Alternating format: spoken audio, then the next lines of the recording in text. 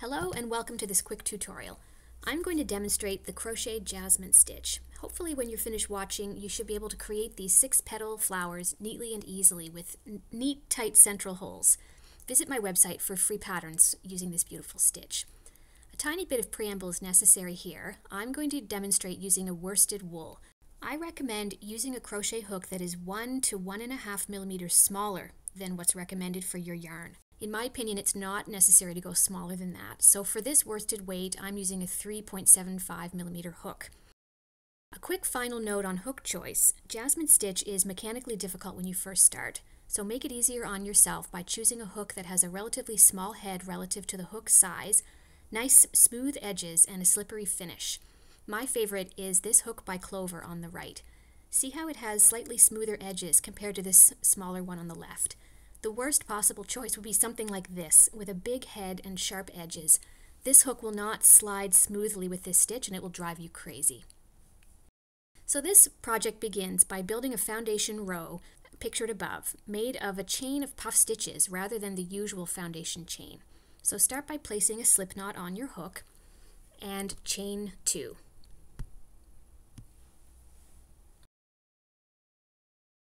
Now you're going to pull the working yarn up to a height of around 2 centimeters or 0.8 inches. The exact height is not important as long as you keep it consistent. Hold that loop steady against the hook with your thumb or finger, yarn over, and pull up a loop from within the first chain, adjacent to the slip knot. Pull that new loop up to the same height and do that twice more. So yarn over, pull up a loop from that same first chain, and then yarn over and pull up another loop and pull them all up to the same height. You should have 7 loops on the hook when you're finished doing that a total of 3 times. Now we're going to finish this first chain puff differently than with a regular puff stitch. You're going to pinch the working yarn firmly at the base of the stitch. I use my thumb and middle finger so I can still control the working yarn tension with my index finger. Yarn over and pull through all 7 stitches on the hook while holding that loop of working yarn back under your thumb. Now here's where you can control the tension with your finger, and we'll come back to that when we start working full jasmine stitches. Now you need to go back and insert the hook under that held back loop, yarn over, and then simply work a slip stitch by pulling that yarn over through both of the stitches.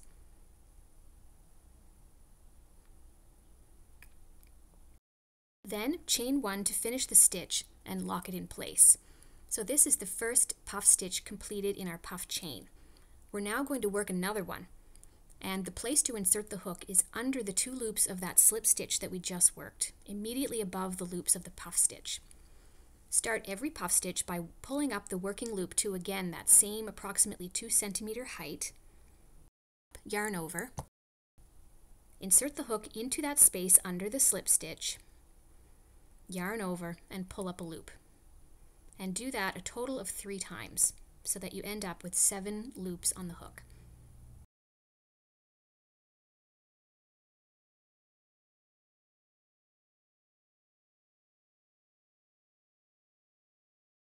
Count your loops if you need to, just to be sure. Pinch the working yarn at the base of the stitch, yarn over, and pull through all 7. Then go back and reinsert the hook under that loop that you pinched, yarn over, and work a slip stitch by pulling through both loops. And don't forget to always chain 1 to finish the stitch. I'm going to show you here what happens if you forget to chain 1. You'll find that it's hard to pull the loops up to the correct height because the space below it sort of gapes open. So if you notice that you've done that, do pull it out and start again. That chain 1 is very important to lock the eye in place. So work the next one by pulling up the loop to the same height, yarning over, and inserting the hook under that slip stitch that you just created.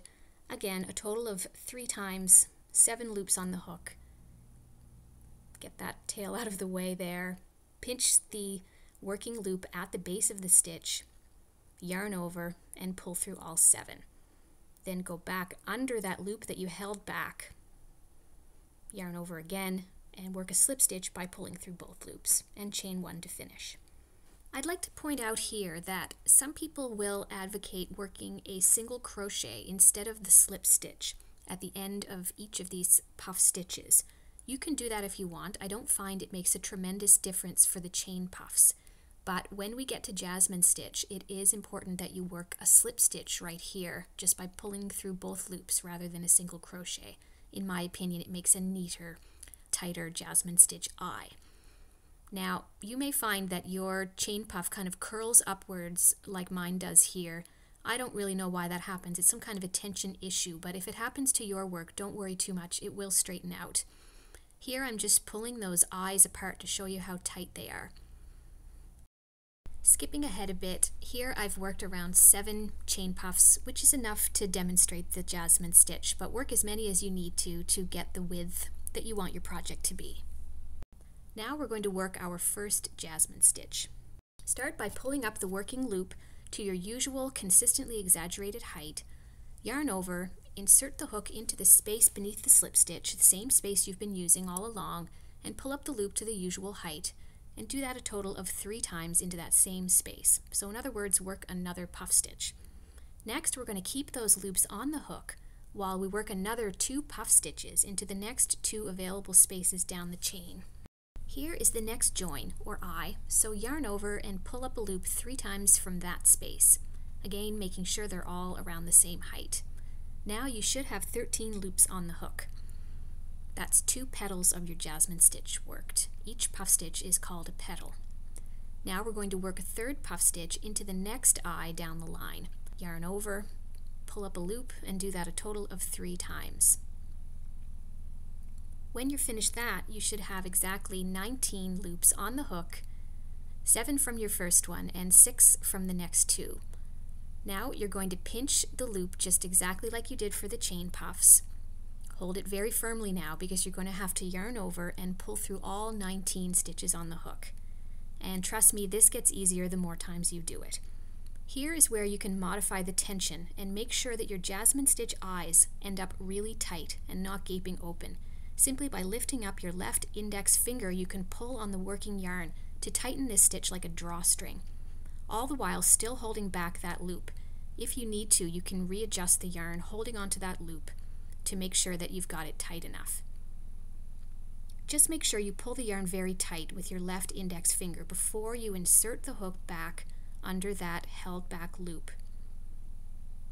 Here it's a little hard to find, but I just barely still have a hold of it. Insert the hook under it just like you did for the chain puffs. Yarn over and work a slip stitch, and close the stitch with a chain 1. So here is our first Jasmine stitch. It has 3 petals, each corresponding to the 3 puff stitches that we worked together, radiating out from the central hole or eye, into which we will work the next Jasmine stitch. This eye should not be gaping open, but you can pull it apart and see that it is an open space. To work the next Jasmine stitch, always start by pulling up the working loop to the same height that you've been doing, yarn over and pull up a loop in the eye that you just created by finishing the last stitch.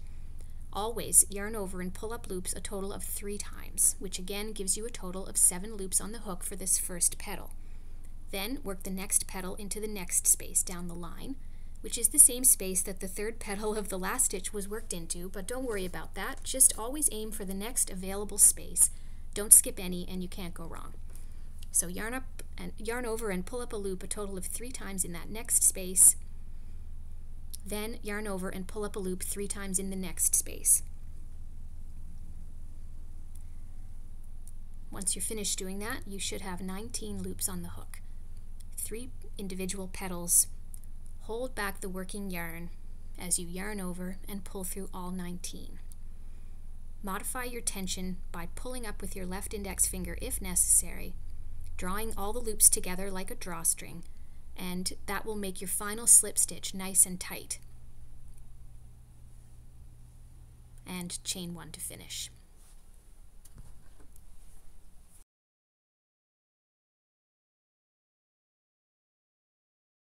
So here are our first 2 Jasmine stitches complete, each with its 3 petals.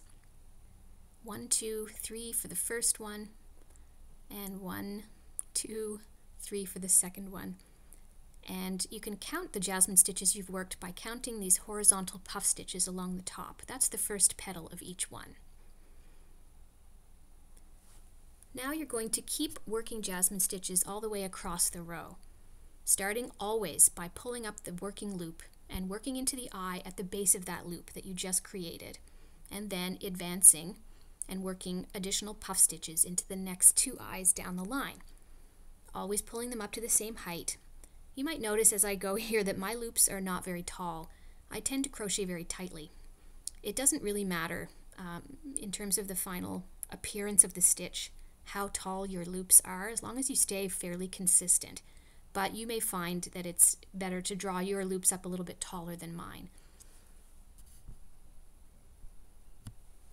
Remember to tighten the stitch if you need to, if you feel like it's a bit loose, before you insert under that held back loop and work your slip stitch. And again, those 3 can be counted by counting the horizontal puff stitches that form the upper border.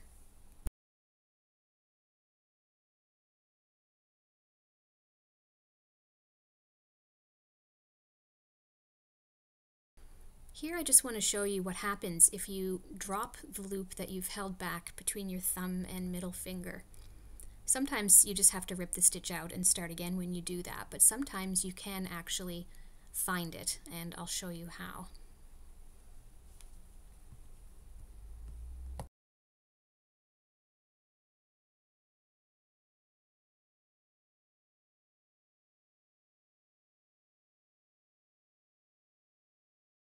I did manage to go back and grab it here, but if I hadn't been able to, I just want to show you, if you look in sort of the tunnel of that last puff stitch, here is what the loop you want sort of looks like inside that tunnel. But if you can't manage to grab it, if you're not sure which one it is, you generally do need to rip the stitch out and start again.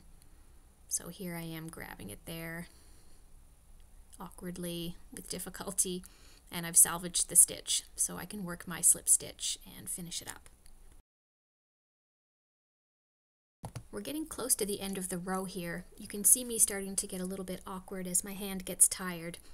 I do find that the first row of jasmine stitch is a bit more awkward because you don't have very much fabric to hold on to, and so the mechanical difficulties of this stitch are sort of exaggerated. But it does get easier as you go, with practice and with more rows to hang on to as you pull that yarn through those 19 stitches. So now we're to the point where we have one remaining puff stitch from our chain, the one with the slip knot and the yarn tail attached to it. When you get to the 3rd petal of this last stitch, it's a little hard to know exactly where you should insert the hook, but I generally insert right next to the slip knot under this loop here. So start this last one in the same way, pull up to the correct height, and work a puff stitch into the eye at the base of the working loop. So yarn over and pull up a loop 3 times. Then work into the next eye, and now into the loop adjacent to the slip knot right on the edge. It's kind of a loose area to work into, but it's the best you can do for this first row, and it ends up looking okay once you pull the yarn tail to sort of tighten things up on the corner. So pinch the yarn, pull through all 19. Get back under that held back loop, work your slip stitch and your chain 1, and we've completed the first row. We've now completed the lower half of the 6-petal jasmine flowers. The upper border here is formed by the first petal of each jasmine stitch, and the lower border is our original puff chain. And here is one full jasmine stitch with its 3 petals. So now that the first jasmine stitch round is complete, we're going to turn the work around and get ourselves ready to start working again.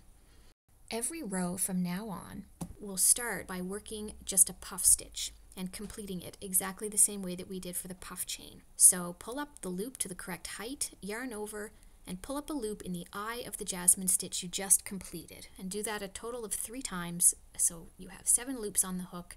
Yarn over and pull through all 7, keeping the loop back. Insert the hook back under that loop and complete a slip stitch and a chain 1 as usual.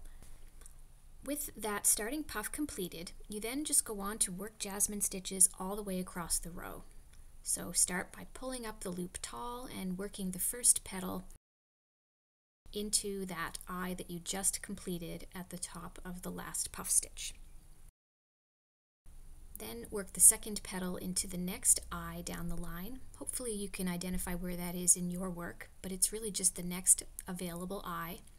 Don't skip any. And then the third petal into the next eye. Watch me adjust the tension here. If I had just worked the slip stitch right away, this jasmine stitch would be gaping open. So pull it tight like a drawstring before you go back under that held back loop and work the slip stitch. You really can't pull it too tight here, in my opinion. The only thing you do by pulling it very tight is making it a little bit more difficult to insert the hook. You start the next jasmine stitch, but it's always possible to get the hook in there, so I recommend pulling it quite tight. So here is the starting puff, and there is the 3-petal jasmine stitch that we just worked. I think you've probably got it at this point, so skipping ahead in this row to the point that we have just one jasmine stitch remaining from the round before, start the last jasmine stitch as usual and work the first 2 petals into the available eyes that remain in the row.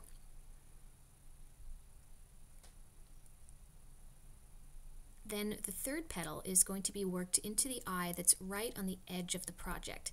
So just turn it towards you slightly so that you can identify the slip stitch that is right on the left edge of the project. That's where you'll work the third and final petal of this last jasmine stitch. So every row now, from now on, will just end by working a full jasmine stitch. It's only the beginning of each row where you work a single puff stitch to get started. So pull through all 19, go under that held back loop, slip stitch, and chain 1 to finish.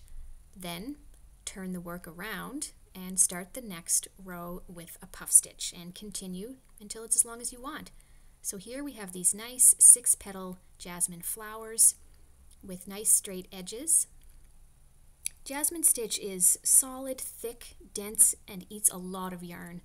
Here you can see the eyes are nice and tight the way we've worked this, but this stitch has about as much drape as a piece of thick cardboard, so I don't think it's really suitable for things like blankets, scarves, or garments, but it's great for housewares like placemats, coasters, trivets, and baskets. I have patterns for all of those things on my website if you're interested. I hope this video helped you, and thank you for watching.